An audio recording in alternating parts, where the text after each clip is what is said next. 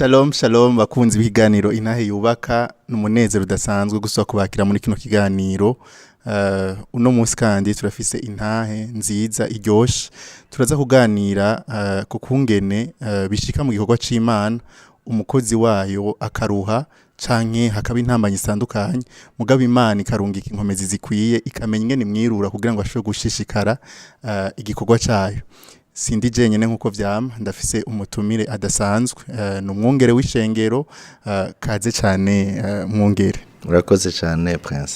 Woshobora kwidondora kuba ariko baradukurikira muri bande? Kazina kanje nitwa Ninganza Aime Prosper.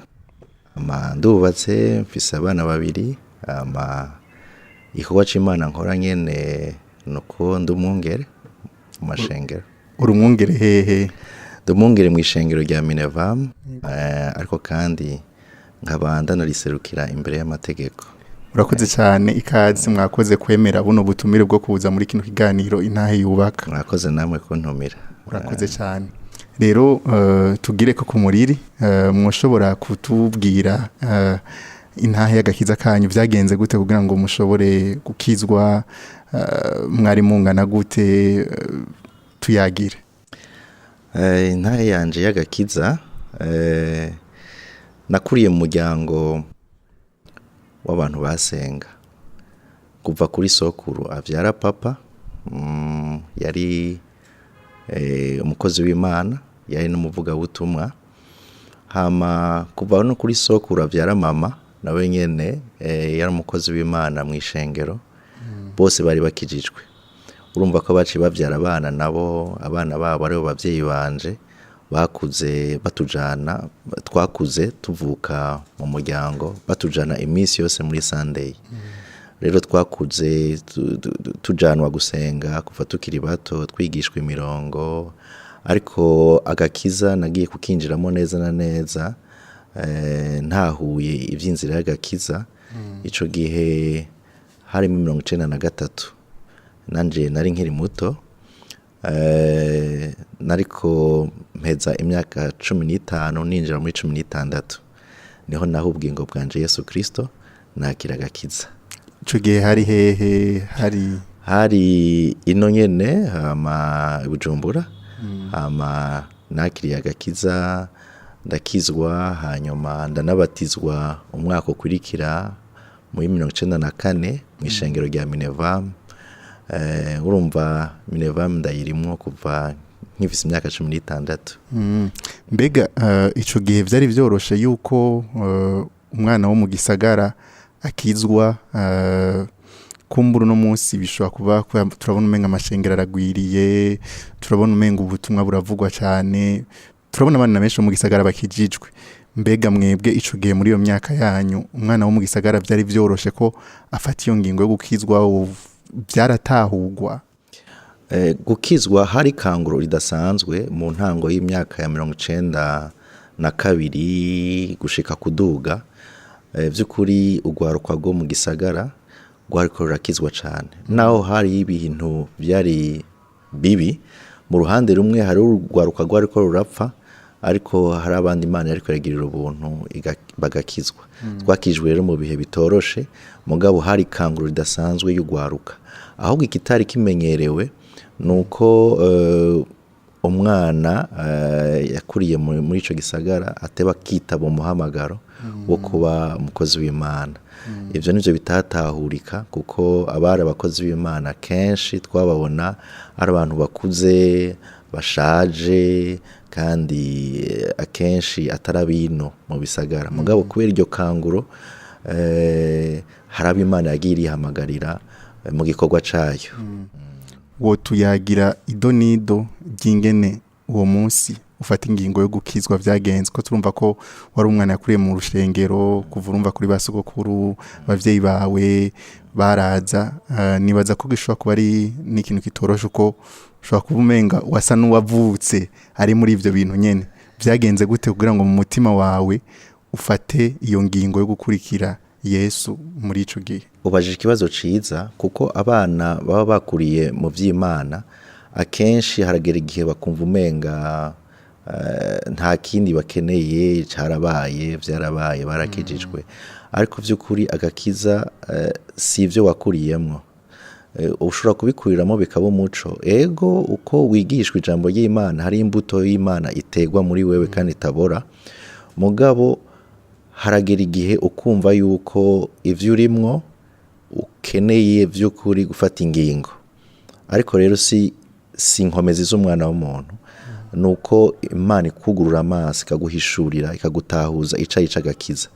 Rero jewe nari mu gikorane, hanyuma barasigura neza ivyerekeye inzira y'agakiza n'ingene umuntu wese azobazwa ivyiwe imbere y'Imana. Nanje canibuka yuko nakuze byitwa yuko byose kubera abavyeyi basenga nanje nzoja mu ijuru. Ariko uwo munsi naruguruwe amaso ndatahura yuko agakiza nak'umuntu ku giti kiciwe. Hanyuma ntahura n'igikorwa Kristo yakoze ku bugingo bwanje, hanyuma mbona kwihana no kumuha ubugingo bwanje. Ndavyibuka hari mu gikorane ca un samedi umunsi wa gatandatu, hanyuma baca baratwandika, baca batangura kudufasha kugira ngo tse dukure mu Mana. Yego, urakoze cyane. Turumva urakijijwe, bakwanditse, baragukurikiranye. Byagiye biragenda gute? Mbega wahavuye uja mu bikorwa vy'Imana, umaze kubijamwo nibihe bikorwa wabayemwo? Ni gute wagiye urabimenya? Mbega hoho byaroroshe ko umenya ngo mpera hanje hanye? Hama nibaza ko ari n'ikibazo benshi bagira iyo bamaze gukizwa, bamaze gukurikira umwami Yesu, ati nja hehe? Wewe byagenze gute? Nibihe bikorwa wabayemo mu ishengero urakoze ushikire aho ugeze uno munsi kuba umwungere ushengero? Urakoze. Kuva urumva maze kwakira agakiza, naguye mu maboko meza y'umwungere. Uwo mwungere w'ishengero rya Minevam yari n'umunyamahanga, hama mugabo atuba hafi cyane.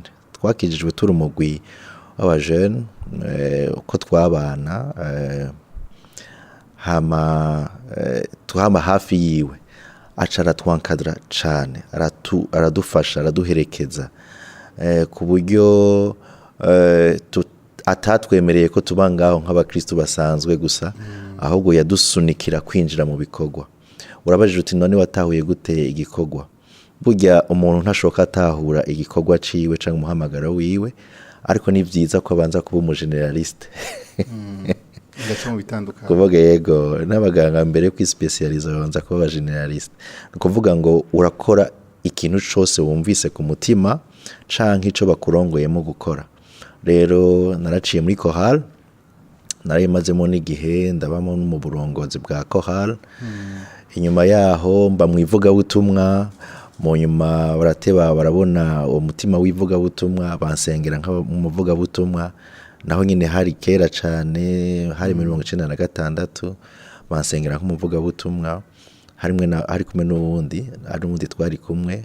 Hanyuma mu nyuma barateba barabona umwitwariko w'igikorwa, ni hamwe wumva umenga urakeneye kubwira ubutumwa umuntu wese ubonye, urakeneye kumufasha mu nzira y'agakiza, urumva ko hari icyo utegerezwa gukorera Imana. Uwo mutima rero n'uwo muriro wabandanije waka. Hanyuma bari baturongoye, kubera baturongoye badukurikirana, bagenda baradukebura ikintu cyose wumvise ukoze, hama bakakubwira bati aha wakigize gutya, aha naho uzuhindure. No kuvuga ngo twaronse abashobora kuduherekeza neza mu mihamagaro. Mu nyuma badusengera kuba abazezwa shengero, aribo batama bishengero. Amwe mufite imyaka ingahe? Nasengewe kuba umuzezwa shengero ndi mu myaka ya 25, 26. Hanyuma inyuma yaho turungikwa gutangura igikorwa c'Imana mu Kigobe mu ishengero. Hanyuma buke mugabo tukabaguma dukurikiranwa n'abari basanzwe baturongoye. Hanyuma mugabo barabona umuhamagaro w'ubwungere. Hanyuma mugabo arico ntari bwakore, sinari bwubake. So kuvuga ngo iyo utarubaka hari ico ubuhagije mu muhamagaro, mugabo iyo wubatse hari ikindi ciyongera ko mu muhamagaro cyane cyane umuhamagaro w'ubwungere, kuko uhamagarirwa gufasha imiryango, nuko nawe uba ufise umuryango. Nuko inyuma rero yuko nubatse mu 2007 niho wa muhamagaro waza wamaze kugaragara, baca bambwira bati genda usenge, hari ico tubona muri wewe, twifuza ko wosengerwa nk'umurongozi w'ishengero. Urumva iryo shengero twari twarungitswe nk'ugwaruka kuritangura, baravuze bati nta muntu twokura hanze kandi twabonye umuhamagaro muri mwebwe. Hama ndagenda gusenga, narasenze mfise ubwoba kuko numva umenga ni igikorwa kinini kitashobora kunyorohera gukora, mugabo Imana icinyibutsa ibintu byinshi no bivuga ngaha twava dusanga turaye ngaha, mugabo mu majambo make iranyibukije yuko ari umuhamagaro yampamagariyemo. Hanyuma ndemera ndasengerwa inyuma ya mariage, nagize nka mariage mu 8, ubugeni mu 8, hanyuma nsengerwa nko mu 12 ubu mungere w'ishengero.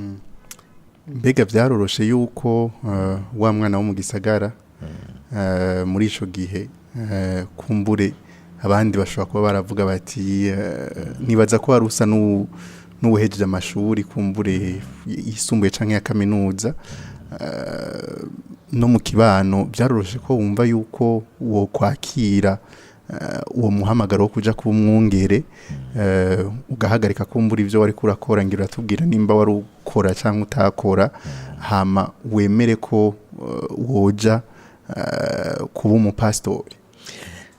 Ubajije ikibazo gikomeye kuko kirakunda kugora abantu by'ukuri, ntikiba coroshe, na cane cane iyo umaze kugira umuryango. Ego warahejeje kaminuza, igice ca mbere ca kaminuza, ashatse kuvuga niveau licence, ariko ufise inyota zo kubandanya wiga, ariko kandi abantu baba babona bati cukora akazi rero, kandi akazi abantu babona ni kakandi kakwinjiriza, kakwinjiriza, ufise akazi aho utonda aho giriki. Rero umuhamagaro ntiwa woroshe kuwitaba, ariko nuko natahuye kandi natahujwe kera yuko hari ico Imana ingomba ko ndayikorera mu gikorwa cayo nyene mw'ishengero. Hanyuma ntibibuze yuko hari abantu muhura bakakubaza bati nawe ukora iki? Warahejeje? Ego nahejeje amashuri. Ukora iki?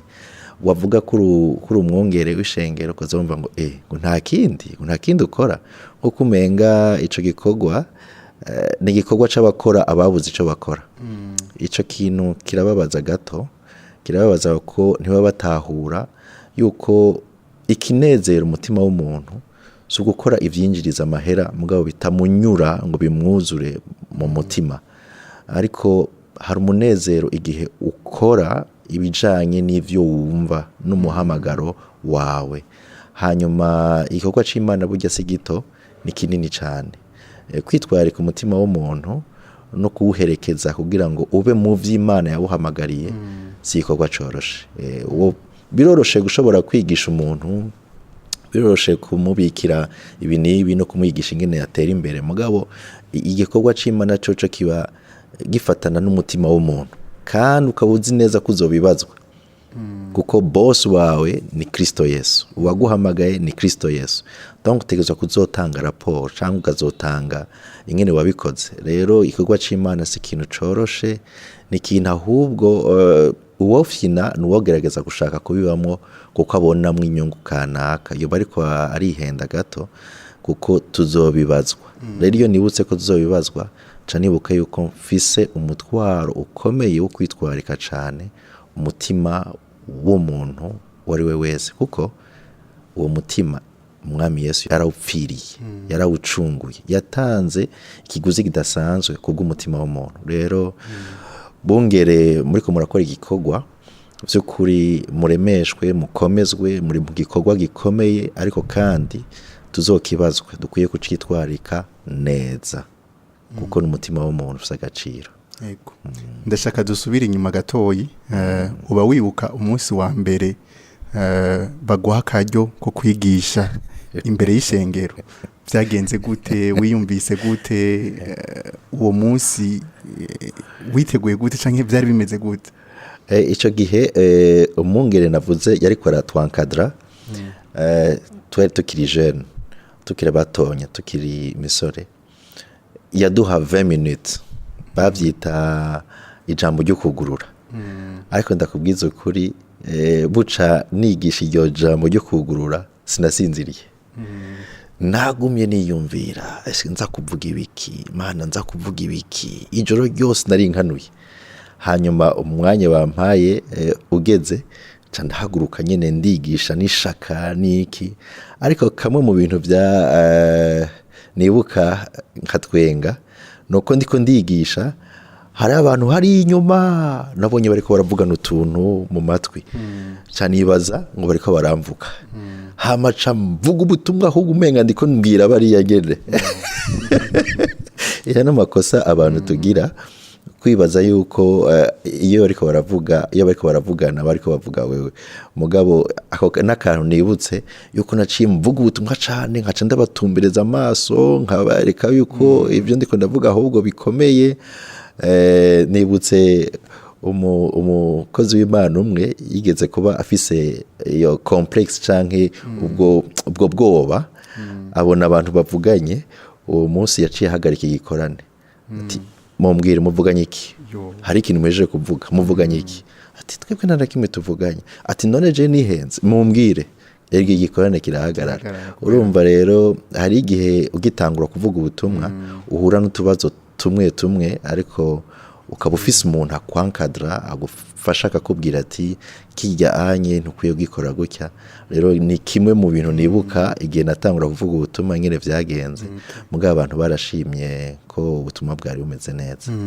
urakoze cyane nashaka ubu naho utubwire mbega hoba hariho ivyigwa amashuri wakurikiranye kugira ngo haba iby'uburongozi mbega hari ico vyoba byaragufashije canke byagenze gute urakoze cyane mu bisanzwe mbwigwa ko Imana yabashize ku mutima kuzohava bansengera nk'umwungere sinobesha naratinye ndanafata n'umwanya wo gusenga mugabo Imana navuze ko yanyibukije ibintu byinshi yari yaranteguriye bimwe muri byo yari yarambwiye ko nzoba umwungere kimwe rero camfashije nuko inyuma ya licence nari nagize canke igipapuro c'umutsindo ca kaminuza nari nakigize mu vyerekeye ubutunzi option canke igisata ca audit financier contrôle de gestion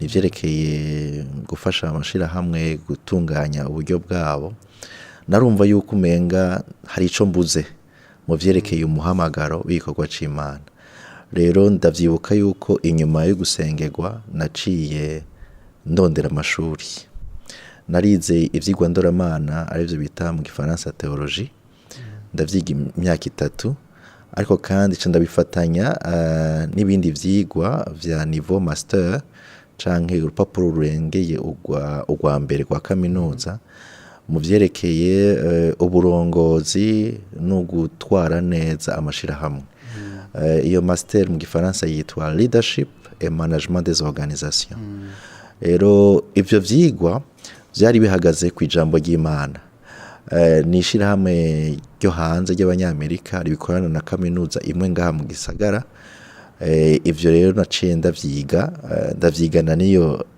niveau ya théologie nari mfise inyota nyinshi yo kwiga kuko navuga nti ndakeneye kuronka ibishobora gushikiriza n'ingene ashobora gufasha umurimo w'Imana cyangwa igikorwa c'Imana ndimo rero ivyo byaramfashije cyane kuko nk'ivyigwa vy'indoramana byaramfashije gufasha abakristo guhagarara neza mu vyizegwa vy'ukuri hama ivy'uburongozi navyo byamfashije gushobora gutunganya neza ishengero ishengero ni umugwi w'abantu mugabo nawe ukeneye gutunganywa neza ivyo byaramfashije cyane niho havuyemo n'uburongozi bwiza twoshobora kuba twaragiye turabona bushigwaho ndashima Imana yuko yamfashije kuko ivyo vyigwa nkuko vyari bihagaze mu vy'ijambo ry'Imana byaramfashije cyane kubishira mu ngiro jewe kuko nari nsanzwe ndi mu burongozi bw'ishengero. Nibaza ko ivyigwa byamfashije. Hari impinduka uba warakoze mu nyuma yo kwiga haba mu ishengero, hari ibintu boba wibuka ushobora kuduha nk'uburorero bugaragara ati bujyanye kubera nariko ndiga ivyonye narabonye yuko hakenewe iki niki ndagikora. Ego nuko umuntu ariko aravuga ibintu nk'ibi ni byiza ko abandi bari babivuga kurusha kwivuga, aho bica bingora kuvuga. Mugabo hari impinduka nyinshi zakoretse, ngira muzozigira no ikiganiro n'abandi dusanzwe dukorana, mubaze muti nigiki coba carahindutse kuva kumbure umungere Aime yize bino na bino na bino. Ariko ico nzico hari ibintu vyagiye birahinduka, vyagiye biraba vyiza kurusha. Hari ivyo ushima Imana. Ndashima Imana. Muri ivyo hari yerekwa ryahagiye gishengero kandi iryo yerekwa ryashwaye amashengero yose ya Minevam, ku buryo biryoshe kumva no hanze y'igihugu. Iryo yerekwa bariko bararisubiramwo, bariko bararivuga, ukaca wibuka aho ryavuye mu ishengero, aho twicarana tukiyumvirira hamwe mbega Imana yipfuza iki kwishengero rishika kuki. Ivyo byose rero birahimbara. Yego rimaze kujaho iryo yerekwa, uburongozi bw'ishengero rya Minevam bwarambwiye bati zunguruka ahari amashengero yose ya Minevam. Dufise ibihugu byinshi bitandukanye birimwo Minevam, hose nagiye ndarahaca kugira ngo tuganire tuvugane ku vyerekeye ingene igikorwa c'Imana gikwiye gutunganywa no gukorwa. Rero mfashanje n'abandi hariho ihinduka ryiza ryagiye raboneka. Amen.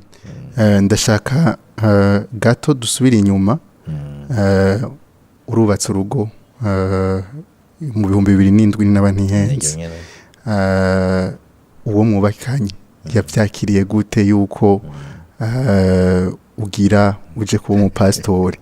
Mbega mwari mwaranabiganiriye imbere, yarabibona byagenze gute? Ndashaka utubwire naho hantu uko vyagenze. Ego niyindi ntahe nagiye ninja kuko umutamukanyi wanje uwo twubakanye yari yarasenze kera akiri inkumi, kandi n'Imana yari yaramuganirije, yari yaranavyanditse ahantu yuko azotwagwa n'umukozi w'Imana.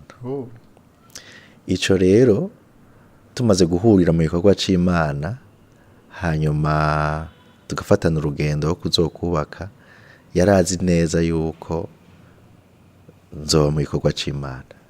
Imana yamuganirije inshuro nyinshi kuva kera. Rero byarabaye ibintu vyiza.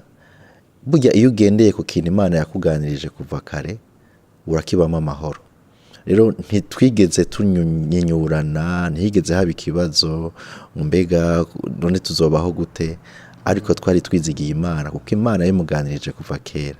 Rero ahubwo harageze n'igihe maze gusengerwa ndavuga nti reka nkore. Harabuzi nakoze, narakoze nko muri Nations Unies akanya gato, hanyuma ndumva Imana impamagara kuba umwanya wose cyo bita mu Congereza full time. Ndabiganirije umudamu wanje, yambwiye ati genda usenge, ico Imana ivugana nawe ndagushigikiye, ndi kumwe nawe. Umva naragenda senga, Imana icinganiriza neza ko nkwiye guhagarika nkinjira neza muri uwo muhamagaro nasengewemo. Rero ndakuremesha nawe Prince, ndazi ko kiri umusore. Abarundi ngira bavuga ngo muhisha atunga ahosha umugore, ariko kandi na Bibiliya iravuga neza ngo uronse umugore ari ingabire akuye ku Mana. Iyo uronse umuntu atahura umuhamagaro wawe, iyo uronse umuntu agushigikira umuhamagaro wawe, hari ico yavuganye n'Imana, urashobora guca no mu bihe bigoye, ariko Imana ikabirura, ikabakomeza, ikabakura aho hantu. Amen. rero ndabikwipfurije nawe. Urakoze cyane pastor. Imana ibyumve ibishire mu ngiro. Yego. Ni ukuvuga ngo aho hantu wakora ntibakwirukanye wowe wenyine warasezeye. Wumvise ko Imana iguhamagariye. Kuko nararonse n'ahandi bampamagara, mugabo nari namaze kumva Imana inyamamagara neza ko nkwiye kuba muri uwo muhamagaro. Nibaza ko ngaha harimo icigwa gikomeye ko bariko baradukurikirana. Mu gihe wumvise Imana iguhamagariye, wumva neza yuko wavuganye n'Imana, nukwiye kugira ubwoba. Nukwiye kugira ubwoba naho woronka abaguhamagarira ibihambaye gose bisumba n'ivyo wari urimo. Gikuru nukubaha Imana ikugomba, ni kugendera mu vy'Imana igushakamo. Niho hari umunezero, niho hari itunga, niho hari ukwagukigwa. Nibaza ko ibintu biraheza bikaza mu nyuma. Imana yatanze igikorwa, iratanga n'impembo bijanye n'ico gikorwa. Urakoze gose. Ndashaka rero utubwire nimba mu burongozi, mu byo wabayemwo, hari ibyagiye bitakoroheye, hari intambanyi, hari mbega aho hari igihe bitagenze neza ugacika intege canke wamye ubona yuko byose ari sawa. Turazi ko rimwe na rimwe hari gusanga mu bikorwa bitandukanye by'ishengero haba gucika intege bivuye kuri ibi canke biriya. Wewe ico gihe hoba hari ibyakubaye ko wavyitwayemo gute, byagenze gute? Urakoze. Igikorwa gigitangura haba harimo ishaka ryinshi, haba umunezero, musaba mukorana kandi mwumva kumwe. Imana yari yarampezagije abo twatanguranye kino gikorwa hano mu Kigobe, twari dusangiye umutima, twahuza umutima n'inama, twarakoranye tumfise ishaka, tugira ivuga butumwa inzu ku nzu, ibintu byari biryoshe. Ariko hagera igihe bahamagagwa mu bindi bikorwa. Bamwe baje gutangura ayandi mashengero, abandi barimuka, abandi bava mu gihugu. Aho rero ibintu biratangura kuremera. Ndibuka nko muri 2013 harageze ahantu numva ndacitse intege, kuko nasa n'usigaye ndi jenyene, turi kumwe na madamu n'uyundi umurongozi. Nkumva ko ndemerewe, tuja mu mubabaro ukomeye, kuko twumva tutariko turashitsa igikorwa c'Imana uko Imana ikigomba. Suko turiko dukora amakosa, mugabo nuko turiko tutariko dushitsa ivyo Imana itugombako. Nk'iyo wumvise umuntu yagize ikibazo kuko yabuze abamuba hafi nk'abungere, iyo wumvise hari ibibazo bimwe bimwe utari kurakemura mu burongozi kanaka, hamukiro turuva uri wenyene, biraremereye. Ico kintu naragiciyemo, nkumva ndaremerewe. Hanyuma turaja hamwe na madamu, birashoboka yuko Imana itoba yaraduhamagaye muri kino gikorwa, canke umuhamagaro waba warangiye. Reka dusenge Imana ihagurutse urundi muntu, ihagurutse abandi bantu, natwe twicare turongogwe, canke Imana iturungike, canke twereke aho dukwiye kuja. Urumva ivyo bihenda vyibuka no mu bakozi b'Imana batandukanye barigeze guca muri ivyo bihe. Nka Eliya yaraciye mu bihe yumva umenga ari wenyene, nanje ivyo bihe narabiciyemo. Hama turasenga na madamu dusaba Imana, Mana hagurutsa abandi, twegwe kumbure turashobora kuba igihe cacu caheze canke tutashoboye kubikora. Haramarira menshi ico gihe. Ndibuka niyugaranye ndiko ndabwira Imana, Imana hamagara abandi, hagurutsa abandi, jewe sindabikwiye, ndashaka kuruhuka. Ico gihe Imana inkorera kandi kantu. Ndiko ndayisaba ngo ngende, ndabivemo. Numva appel hamwe na hamwe ndanka kuyitaba, mugabo telefone yego, hama ndayitaba, sanga abantu bandondera n'abana babiri bakuriye munsi y'uburongozi twari dufise. Baje ngaha bagiheza primaire, batanguye amashuri yisumbuye. Barambwira bati twari dugukeneye. Ndavuga nti Mana, nibindi bibazo bagomba banzanire. sanzwe ndi mu bibazo byo kurondera ingene ndabivamo, none aba bampamagaye bandondera bashaka kumpa ibindi bibazo. Burya abakozi b'Imana hari igihe natwe tuba dufise ibituremereye mugabo rimwe na rimwe ntituvyerekane. Nico gituma ndabasaba ngo musengere abakozi b'Imana baraca mu bihe bigoye, aho biyumvira rimwe na rimwe ko umuhamagaro wabo atari wo canke wo bivamwo. Bantu b'Imana musengere cyane abakozi b'Imana, kuko iyo Imana ibagaruye bibumugisha no ku bandi no kuri mwebwe. Turabona na Paulo mu vyete yandika avuga ngo mudusengere cyane. Ego ico gihe rero abana ndabakira, ndababwira nti musanze ni mu masengesho ndi ku karago ngaha, namwe ni mwicare, sinzi ico mumbwira ariko ndi mu masengesho. Baca baratubwira ati pastor ntidusaba umwanya mwinshi, twumvise tutorara tutakubwiye ingene tugushimira. Twaje ngaha turi abana, ubu tumaze imyaka, turakuze, twarigishijwe ingene dushobora kurongora abandi, turongoye amaserire, turi mu bisata bitandukanye mu ishengero. Turibuka ingene watwegeranije abana babigeme, ukaduhanura, ukatubwira ibintu n'abavyeyi bacu batigeze batubwira. Ico gihe waduhanuye ingene dukwiye kwifata, ingene dukwiye kwigenza. None ubu unye turakuze, turi muri za kaminuza, turiko dufasha abandi. Nta kindi kituzanye atari kukubwira ngo merci, wakoze ibikorwa c'Imana. Umva gute isengesho narimwo, Imana jewe ntavyo nkwiye, numva no bivamwo. Imana irahinduye, iciye mu yindi nzira mu kumbwira ngo ahubwo hari ibyo wakoze canke uri kurakora shingira intahe. Nca ndabibabwiza ukuri, hamanje n'abasaba bansengere, baca baransengera. Rero kuva ico gihe Imana yaciye impa irindi yerekwa, yaciye intahuza ingene nkwiye kuvyifatamo kugira ngo ikorwa c'Imana ahubwo kibandanye neza kurusha. Ico gihe naciye ndonka message canke ubutumwa bwaje ndiko ndiga nsubiramo Bibiliya, mbona mu vyakozwe n'intumwa igice ca 19 uhereye ku murongo w'8 kumanuka gushaka kuri 12, tubona Paulo yagiye kuvuga ubutumwa ahantu i Efeso, ngo acahura n'abamugwanya. Yinjiye mu sinagogi avuga ubutumwa bwiza, baramugwanya. Hanyuma ngo acasohoka muri iyo shengero, ngo afata abigishwa, ngo abajana iruhande, ngo ahantu mu nzu y'uwitwa Turano.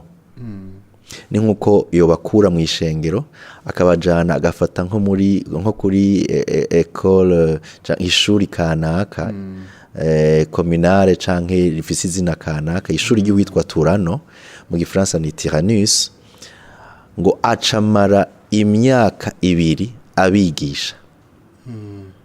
Inyuma y'imyaka 2 ibyaciye biba i Efeso, habaye ikanguro ridasanzwe. Abantu barakomejwe, abari bafise ibigirwamana barazana barabiturira, haba ikanguro ridasanzwe.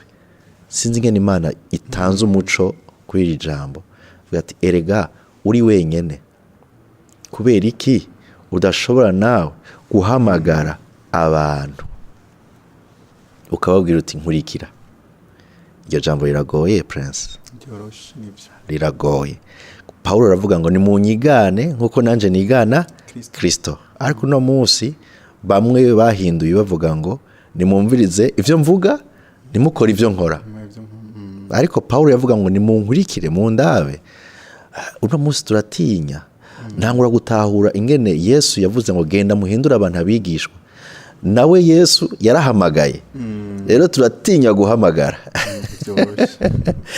Ariko ico gihe ndumva ko Imana impamagarira ati rondera abantu bava mu bisata bitandukanye, ab'Imana gushira ku mutima, ubahamagare, ubabaze ko mufatana urugendo rw'ubwigishwa. Ico gihe rero ca ntanguza programme yitwa Tyrannus program. Tyrannus program ni Turano mu Kirundi. Burumva ivuye muri ca ciyumviro Paulo yahamagara abantu akabajana akabigisha ku ruhande, hama akaca bikangura. Nanje ca mfata abantu ndahamagara abantu bashika 10. Birashoboka yuko dufatana urugendo, yuko urwo rugendo tutazi neza ryari ruzohera, mugabo n'urugendo ahubwo uzotuma dusangira igikorwa c'Imana, igikorwa c'Imana kibe kikiri ku muntu aremerwa wenyene, ariko twikorere rino yerekwa rinini Imana iriko iraduha. Abo nabajije ndabaha umwanya baje gusenga, baranyemerera duca dufata urugendo. Twafashe urugendo guko twabonana imisi yose. Hari n'abari bafise akazi bagahagaritse, baraza tubonana imisi yose kuva kuwa mbere shika kuwa gatanu, kuva saa 2 gushika saa 6. Twaba twicaye turi muri biro turiko turiga, dusangira umutima.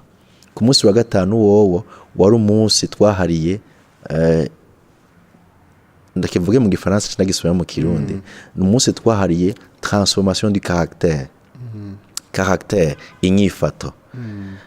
Kuko abakozi b'Imana ntidukeneye ingabire gusa, turakeneye n'ivyamwa vyamwema vy'imitima ihindutse. Rero nko kuwa gatanu umwe wese yaje imbere, najewe ndimo, tukaba dufise liste, ugejeje hehe mu vyerekeye kino kintu. Umwe wese akavuga ati ngaha ni sawa, ubu biko birahinduka. Aha ndacafise intambara, kuvuga intege nke barazigaragaza, intege nke ndacakunda amahera cane, mumfashe. Hama tukakubwira ati ego ivyo urabivuze, mugabo hari ikindi utavuze. Sinzi ko wumva iyo ambiance. Yari ambiance yuko twugurukirana, tugafatana urugendo, tukiga ivyizegwa, tugafasha kwiyumvira ingene ishengero Imana rigomba niyo rija, n'ingene dukwiye guhinduka muri karaktere yacu. Hanyuma ikindi naco ama-premidi amwe twaca tugendera amashengero tubona ko dufise ico tubigako, n'amashirahamwe dufise ico tubigako. Narasaba abarongozi babo bakatwakira, komite yabo bakatwakira, nanje najanye umugwi wanje. Hama tukiga tukababaza kubera iki mwabishoboye ngaha, mwabigenjeje gute, ivyo ariko ratubwira tukandika, tukatubizana muri laboratoire yacu muri Kakabiro. Ryari ishuri ryiza cyane, ryamaze amezi 8 tubonana imisi yose, dufise n'imisi yo gusenga. Uca wumva yuko abo bahagaritse ibikorwa naciye ndabazana imbere y'ishengero, ndavuga nti shengero, nimba dushaka gushika kure dutegerezwa gushigikira kino gikorwa, ino programme ya Tyrannus, kuko aba niho twifuza ko bazotubera abakozi bazohagurutsa bagakomeza kino gikorwa. Hanyuma ishengero buri kwezi twarashiraho igiseke kijejwe gushigikira abo bantu bari muri iyo programme. Hanyuma nabo ntitwabashigiza ibintu by'umurengera, mugabo twarabaha ibishobora kubatuma babandanye babaho. Ariko inyuma y'amezi 8 barambwira ati pastor, twize twatahuye ishengero ngene rikwiye kubakwa, turagusavye ugende usenge, Imana iguhe abarongozi beza bishengero, utora bazezwa shengero. Ico gihe rero nafashe umwanya wo gusenga. Hanyuma muri babandi twafatana urugendo niho havuyemo abakozi b'Imana bazezwa shengero, habavamo n'abapastori. Ubu n'abapastori barongoye ishengero. Ubu numva umenga ndaruhutse, ndahutse. Urumva rero icabitumye ivyari mubabaro, Imana yarangendeye yantahuza ingene shobora kuvamo muri ubwo buruhe no muri uko kumva yuko umenga watakaje ivyizigiro. Inyishu y'abakozi b'Imana ariko baca mu bihe bigoye, ico no bahanura nuko Imana itaduhamagaye gukora vyose, ntavyo dushoboye, kandi inyuma yacu ntituzohoraho, ibikorwa kizobandanya. Ico dufasha nk'abakozi b'Imana no kwiyumvira ingene dutegura abazoshobora kubandanya igikorwa n'igihe tazoba tuhari, kandi n'igihe woba uhari igikorwa uco gikora uruhutse kurusha kumva kuremerewe, byose ari wowe bibazwa, byose ari wewe. Ubu unye dufise abakozi b'Imana dusangiye umurimo, nabo bashobora kumbwira bati pastor, aha naha iki sico iki nico, kandi twarateguranye tugafatana urwo rugendo. Rero umuntu aruhutse wava mbaza utunumerewe gute na anticipe canke nitanga imbere yawe umuntu aruhutse umuntu akora igikorwa c'Imana numva ntekanye ku buryo numva umenga ndashobora no gusiga aho narindi nkaja gufasha abandi kuko aho narindi nta kibazo kihari dusangiye umutima twasangiye urugendo havuyemo n'abakozi b'Imana b'abadiakoni barongoye ibikorwa bitandukanye mu ishengero urumva ubu tunezerewe nuko dushobora kuja gufasha abandi ibikorwa kugira ngo navyo nyine bikomere. Imana ishimwe cyane turumva ko yakoze ibidasanzwe ahari umubabaro umuruho gukekeranya ko yagukomeje ikazana inkomezi. Nashaka utubwire ibi utuganire byo bikorwa by'applica canke bikorwa kuba pastori gusa canke n'umurongozi wundi wese mwishengero mu kintu muri cellule muri chorale ma département mbega nawe nyene arashobora kubikora uko canke n'ivyo abapastori gusa bungere canke ku rwego hejuru gusa. Umuntu wari we wese ari mu kibanza c'uburongozi ubwa mbere nuko aba yahashizwe n'abamuteguye. Iyo uhashizwe utateguwe uragira ingorane. Nakubwiye jewe ko narezwe mu minwe y'umwungere twabana ikintu cose yagenda arambwira kandi akampa n'akaryo gushobora gukora. Nivyo vyampaye nanje kumva yuko igikorwa ntakwiye kucigungirako. Rero umurongozi bavuga mu gifaransa ya pas de succès sans successeur. Ntushobora gutera imbere udafise abo wasize. Abo wateguye nibo berekana iterambere ry'igikorwa cawe. Le succès uyirabira mu ba successeur. Ugutera imbere kw'igikorwa ugusuzumira mu bo wasize. Rero igisata cyaco cyose turetse ko abungere haraho bibagora mugabo umuntu ari we wese yarakwiye kuba afise uwo ariko araraba ko imbere ariko kandi afise n'uwo ariko arategura inyuma. Hari abantu batatu bakenewe mu buzima bwawe Prince no mu buzima bw'igikorwa. Icambere urakeneye un modèle. Un modèle ni citegererezo. Urakenewe umuntu urabirako ukavuga uti hari ibyo nshobora kwiga muri uyu muntu kandi nawe hari icyo ashobora kumbwira hari icyo ashobora kuvuga hejuru y'ubuzima bwanje. Uwo muntu arakenewe icitegererezo. Harakenewe n'umundi muntu wa kabiri mungana ku rugero rumwe. Nari mfise umugenzi n'ubu n'umukozi w'Imana umupasiteri hanze y'igihugu twari kumwe kuva tugisengerwa mu myaka ya 16 mu kubatizo twari kumwe. Rero uwo yaramfasha yuko ntasubira inyuma. Naguma ndaba ahageze mbonye asigaye akoreshwa najanja gusenga Imana mana nanje ndakeneye iyo ngabire sinzi kuvyumva. Numvise asigaye aza amaverse menshi twaranahiganwa amaverse afise nanje nkaraba nanje ifoko ndondera handi maverse ndamubwira kumbure atazi. Donc urakeneye umuntu mungana kugira ngo mufashanye. Ndibuka nje kumubwira nti erega je naguye sigaye ndi mu ntege nke zimeze gutya na gutya nawe agacambwira ati reka nanje narabiciyemo pastor yampaye inyishu yuko mutwiye gusenga dusaba kuzura mpwemu yera. Agaca mfata ukuboko tukaja mu cumba tugasenga dusaba kuzura mpwemu yera. Uvuga ko uwo muntu wa kabiri mungana arakenewe cyane. Uwundi wa gatatu n'uri nyuma yawe. Hajya umuntu wese arafise uri kwaramuraba ari nyuma yiwe. Rero iyo wibagiye yuko hari umuntu ari nyuma yawe ariko arakuraba wifata uko wigombeye ugasanga urahushije gushobora gufasha urunganwe rwari inyuma rwari rwiteze yuko urufasha. Rero uwo muntu nawe arakenewe kutaguma uraba gusa imbere ariko uhindukira ukamufata ukuboko ukamubwira uti mperekeza.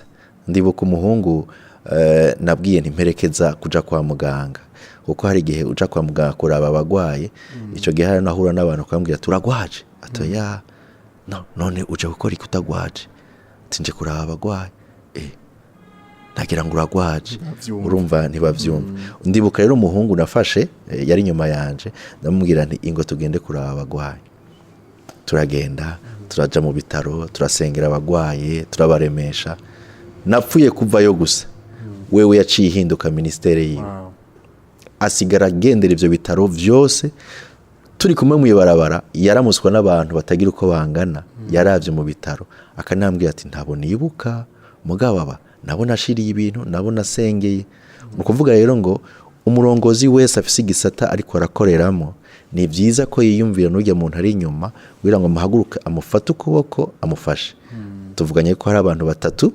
bakenewe mu buzima icitegererezo uwo mungana n'uri ko arakuraba ukeneye gufata ukuboko kugira ngo ufashe. Yego urakoze cyane pastor Mwungere urakoze ku nawe dushikirije murakoze namwe ko muradukurikirana murumva yuko harimo n'ivyigwa nahe y'umwungere iberimo n'inyigisho zitandukanye nizera ko mwafashijwe cyane nino ntahe mu kurangiza nashaka ndagusabe usengere umukozi w'Imana canke umurongozi acitse intege yumva umenga yobivamwo atangwe gukekeranya kumuhamagara Imana yashize ku buzima bwiwe ari mu bihe byo kuzazanirwa canke byo kuremuruka twumvise ko wahaye impanuro zingene yovyitwaramo shaka gufata kanyu umusengere kugira ngo Imana imukomeze muri ivyo bihariko aracamo. Urakoze cyane muntu w'Imana uri mu gikorwa ariko kumva umenga wacitse intege ugatangura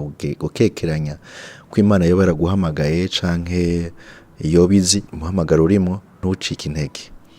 Hari inzira nyinshi umviriza ijwi ry'Imana senga umviriza ijwi ry'Imana ushobora gusanga hari ahandi hantu Imana iri kwirakwereka ukeneye gukorera ubwo igikorwa c'Imana uronse kuremurwa uronse gusubira gukomezwa no kuruhuka no gukora uruhutse. Ntama nibuka yuko Adamu na Eva umunsi wabo wa mbere wabaye umunsi w'akaruhuko ntibashotse baja mu gikorwa ariko batangwe umunsi w'akaruhuko afite ntiwari umunsi w'akaruhuko Imana ntiyari iruhutse kuko ntiruha ahubwo wari umwanya mwiza w'uko Imana ibaganiriza ikababwira ingene igikorwa gikwiye kugenda. Rero kenshi turumva umuhamagaro tuja dusimbira mu muhamagaro ariko ni vyiza yuko tugira igihe ca pause tukamera nk'akaruhuko muga ngo twumve uburongozi bw'ivy'Imana igomba ko dukora. Rero ukazosanga igikorwa c'Imana ugikoze uri mu karuhuko. Ndabibipfuriza reka ndanabisengere uwo wese ariko araca mu bihe bigoye ko Imana dufise Imana iduha akaruhuko muri yo. Isabato yacu irahari n'akaruhuko muri Kristo Yesu. Gasenge. Mwami Imana ndagushima kuri Imana igira neza. Niwe uzi umuntu wese urazi uhamagagwa ry'umuntu wese umuzi wabwiye Yeremiya ngo umuzi akiri urusoro mu nda y'umuvyeyi wiwe kandi kiri muri iyo nda nyene wari waramutoranije kuba umuvugishwa w'amahanga. Hari ibihe umukozi w'Imana canke umukozi wahamagaye ashobora guca mu bihe bigoye. Ndasavye Mana ngo umwibutse kumuzi wamuhamagaye kandi ufitiye umugambi mwiza.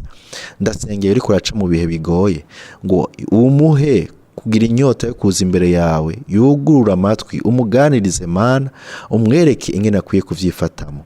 Ndizeye ko harabugiye guhagurutsa abacitse intege usuye kubahagurutsa ukabasubizamo ivyizigiro bagasubira kuba abashobora gufasha abari nyuma yabo kandi igikorwa cawe kazobana gitera imbere.